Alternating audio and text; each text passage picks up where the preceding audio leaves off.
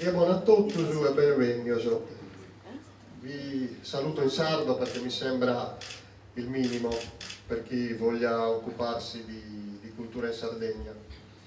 E se non proseguo il discorso in sardo è per limiti miei, non della lingua, questo ci tengo a specificarlo. La cultura in Sardegna, ma in generale, ma in Sardegna in modo particolare, è sicuramente un ambito strategico. Un ambito strategico perché noi siamo portatori di una stratificazione storica e culturale plurimillenaria che ci ha grandemente arricchito, ma che al contempo è stata largamente minorizzata, largamente emarginata, tenuta ai margini quindi, e anche considerata in qualche modo perdente, subalterna.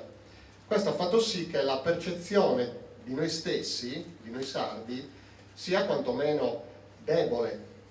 Il fatto di avere una percezione di noi stessi, della nostra terra, della nostra storia, della nostra cultura debole, spesso tributaria verso altre culture, verso altre forme di civilizzazione, ha fatto sì anche che noi accettassimo spesso delle situazioni che in realtà sono totalmente inaccettabili. Sto parlando di soluzioni politiche, di soluzioni economiche, sociali. Il fatto di avere una percezione debole di noi stessi comporta dei problemi che poi toccano tutti gli ambiti della nostra vita, anche della nostra vita di singole persone. Quindi c'è da fare un discorso molto generale sull'ambito culturale in Sardegna. Chiaramente bisogna anche partire dall'ottica delle relazioni tra i vari ambiti. Il settore culturale non può essere disgiunto dal settore della produzione agroalimentare, dal settore dei trasporti, dal settore delle infrastrutture, dal settore del lavoro. Noi tutti siamo propensi a ragionare in termini di rete e di relazioni, e questa è una delle componenti più forti secondo me di questo progetto.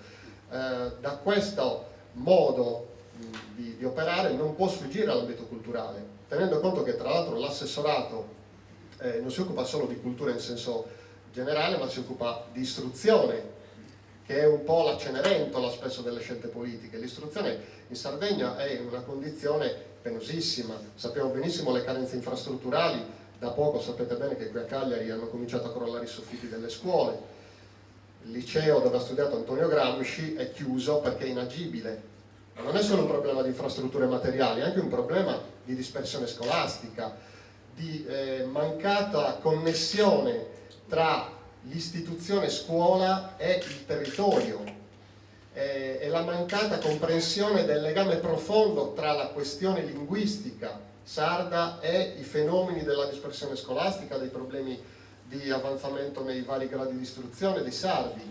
Ci sono tanti ambiti che entrano in gioco. C'è la competenza sugli spettacoli. Noi sappiamo bene di avere un patrimonio musicale, artistico veramente invidiabile, ce lo dimentichiamo facilmente. Sarebbe il caso che invece tutto ciò ritornasse al centro del proscenio. Le nostre capacità creative sono veramente incomparabili con altre realtà territoriali che potrebbero essere simili alla nostra, perché noi abbiamo una produzione culturale in tutti gli ambiti che è di fatto una produzione culturale nazionale. Noi abbiamo una storia culturale nostra, molto ricca, molto forte, che spazia in tutti gli ambiti. Lo spettacolo ne fa parte a tutti gli effetti, a vari livelli e in varie forme.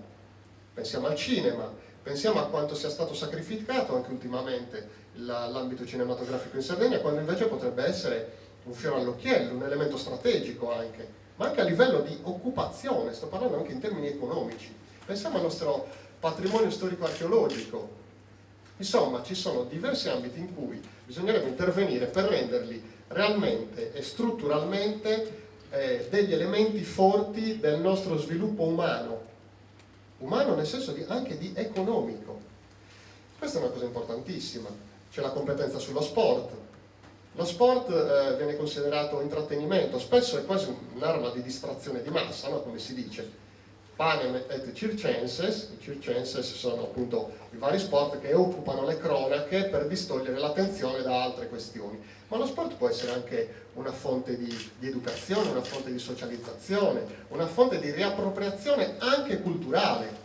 Quindi questo per darvi un po' l'orizzonte di come concepiamo noi l'ambito culturale. Io da parte mia ci posso mettere la mia esperienza lavorativa, la mia formazione. Io sono storico di formazione, ma ho lavorato in campo educativo, ho fatto il bibliotecario, mi sono occupato anche, ho dovuto fare anche attività sindacale quando sono stato bibliotecario, ho abbastanza presente vari problemi da vari punti di vista, in vari ambiti. Quindi quello che posso dire io è che sicuramente ci sarà da fare un grosso lavoro di squadra, ci saranno tante collaborazioni, tante competenze in gioco, e sicuramente non mancherà l'impegno e la volontà anche in questo ambito di ridare alla Sardegna e ai sardi la propria soggettività e la propria centralità nelle nostre vite.